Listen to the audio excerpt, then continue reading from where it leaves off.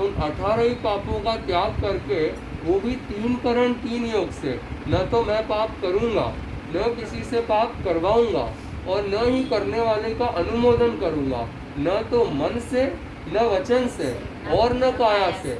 ऐसे 3 करण 3 योग से जब सर्व पापों का त्याग करते हैं, सर्व वृत्ति को अंगीकार कर लेते हैं, तो ऐसा श्रेष्ठ संयम जीवन जिसमें कोई आकुलता नहीं। सुबह आहार मिला नहीं मिला कोई चिंता नहीं, सहज में तप हो रहा अगर आहार भी नहीं मिला तो। शाम की चिंता नहीं, कल कहाँ जाएंगे, क्या करना है, कोई चिंता नहीं, कहाँ रहेंगे कोई चिंता नहीं, एकदम निराकुलता। जीव आत्म रमणता में रमता हुआ संयम जीवन को में भी सुखमय सुख का ही अनुभव करता है, और जो लक्ष्य को वो पाता है, जो अनंत सुखमय मोक्ष का लक्ष्य है, वो तो अनंत सुखमय है ही।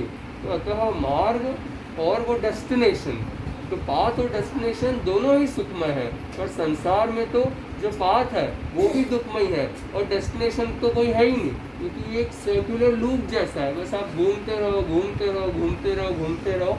जब ज्ञान हो कि मैं भटक रहा हूँ गोल गोल गोल गोली, तब जाके जीव फिर उससे बाहर निकलने के लिए उसको यही आना है वापस, कि संयम ही लेकर वो आगे अपने आत्मा का उत्थान कर सकता है। तो यह बात गुरु भगवंतों से जानी कि मैं वो भव भ्रमण अनादिकाल से करता रहा, अनंत काल बीत गया उसमें, परंतु न तो भोगों की तृष्णा शांत होती है, न इच्छाएं खत्म होती है, तो आखिर कब तक यूं ही भटकना रहना है। अब ऐसी क्या इच्छा है जो आज तक पूरी नहीं हो पाई?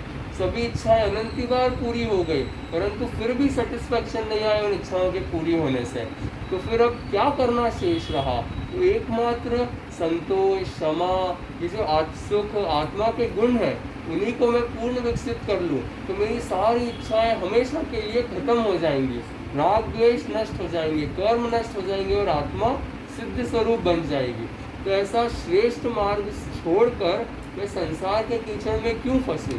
तो इसीलिए ही ये सब बातों की जब जानकारी हुई, तो संसार से अरुचि तीव्र हुई कि नहीं, ये संसार तो असार ही है, इसमें रहने जैसा है ही नहीं।